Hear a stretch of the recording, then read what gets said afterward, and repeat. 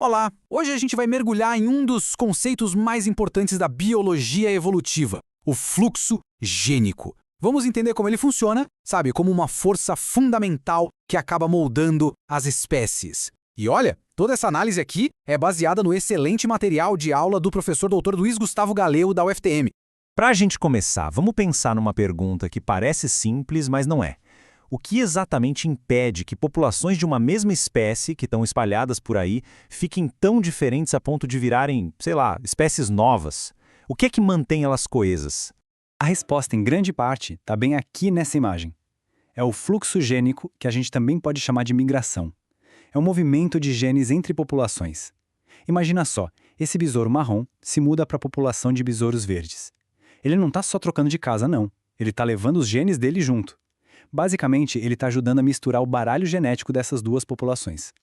Ok, então vamos analisar isso um pouquinho mais a fundo. A principal consequência do fluxo gênico é funcionar como uma força de unificação. O trabalho dele é manter as populações conectadas, geneticamente falando. A palavra-chave aqui é homogeneização. Pensa assim, é como misturar duas tintas de cores um pouco diferentes. Com o tempo, a mistura vai deixando a cor mais uniforme, né? O fluxo gênico faz exatamente isso. Ele vai reduzindo as diferenças genéticas e fazendo com que as populações fiquem cada vez mais parecidas. Ele age contra a diferenciação. E como é que a gente sabe que isso acontece de verdade? Bom, os cientistas medem esse movimento. Usando métodos diretos, eles literalmente marcam e recapturam os animais. Estudos que já são clássicos, como os de Blair com lagartos e de Dobzhansky e Wright com as moscas das frutas, mostraram pra gente o quão longe esses indivíduos podem ir e, claro, levar seus genes junto. Mas o fluxo gênico não age sozinho no palco da evolução, não. Ele está numa batalha constante com outra força evolutiva muito poderosa, uma força que empurra as populações na direção totalmente oposta, a deriva genética. Para entender a deriva, vamos dar uma olhada numa simulação. Aqui, na geração 0, a gente tem várias populações pequenas que são basicamente cópias genéticas umas das outras. Todas começam iguaizinhas, com a mesma frequência de alelos, que está representada por essa única barrinha aí no centro. Agora, olha só o que acontece quando a gente deixa o tempo passar sem nenhuma migração. A deriva genética, que é basicamente uma mudança aleatória na frequência dos genes, faz com que cada população siga um caminho único. Aquela barrinha que a gente viu no começo se espalhou por todo o gráfico. As populações se tornaram drasticamente diferentes entre si, simplesmente por acaso. Então, o ponto crucial é este. A gente tem um verdadeiro cabo de guerra evolutivo. De um lado, a deriva genética aumentando as diferenças entre as populações, puxando elas para longe. Do outro lado, o fluxo gênico, que reduz as diferenças, puxando elas de volta para perto. Certo, mas como é que a gente pode medir o resultado dessa batalha?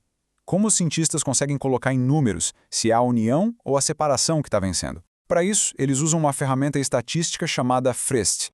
Este mapa aqui ilustra de um jeito brilhante o que o FST mede. Cada gráfico de pizza desses representa a composição genética de uma população desse roedor. Repara só como algumas populações que são vizinhas têm pizzas com fatias bem diferentes. O FST nos dá um número para descrever o quão diferentes essas pizzas são, em média. Pensa no FTS como se fosse um placar de jogo que vai de 0 a 1. Se o FTS é 0, quer dizer que não tem nenhuma diferenciação genética. As populações são idênticas. Nesse caso, o fluxo gênico ganhou de lavada. Agora, se o FTS é 1, a diferenciação é total. As populações são completamente distintas e aí foi a deriva genética que venceu a batalha. E o mais genial do FrostRed é que ele pode ser ligado diretamente à migração através dessa fórmula aqui. O NM é a parte mais importante para a gente. Representa o número de migrantes que chegam numa população a cada geração. A fórmula mostra para a gente que, se o número de migrantes, o NM, aumenta, o valor do FGD diminui. Isso permite estimar o fluxo gênico de forma indireta, só medindo o quão diferentes as populações são. E vamos ver como isso se aplica nos dados reais daqueles roedores. Olha que interessante, quando a gente compara populações dentro da mesma região, o FST é bem baixo. E o número de migrantes estimado, o NMD, é alto, quase 5 por geração. Mas quando olhamos para grupos ainda mais isolados, o FST dispara para mais de meio e o número de imigrantes despenca. A matemática está só confirmando a teoria. Isso tudo nos leva à conclusão da nossa história. Porque, na natureza, é muito raro uma força simplesmente aniquilar a outra. O que a gente vê, na verdade, é que elas encontram um ponto de equilíbrio dinâmico. Exatamente. As populações não se tornam totalmente idênticas nem completamente diferentes. Elas vivem nesse estado de equilíbrio-migração-deriva, onde o FT, o nosso placar, não fica parado nem no 0 nem no 1. Ele fica oscilando em torno de um valor médio, que reflete justamente esse balanço de poder entre essas duas forças. Então, para a gente resumir os pontos principais, quanto menor for a população, mais forte a deriva e mais rápido elas vão se diferenciar. E, o mais importante, quanto mais migração, ou seja, mais fluxo gênico, menor vai ser a diferenciação entre elas. É uma relação direta e muito poderosa. E isso nos traz de volta para a nossa ideia lá do começo. O fluxo gênico age de fato como a cola genética. É ele que impede que as populações de uma espécie se dispersem em trajetórias evolutivas completamente separadas, mantendo a integridade e a coesão da espécie como um todo. E para encerrar, fica aqui uma pergunta para a gente refletir. Se o fluxo gênico é essa cola tão vital, o que acontece quando barreiras, como estradas, cidades ou desmatamento, começam a quebrar a conexão entre as populações?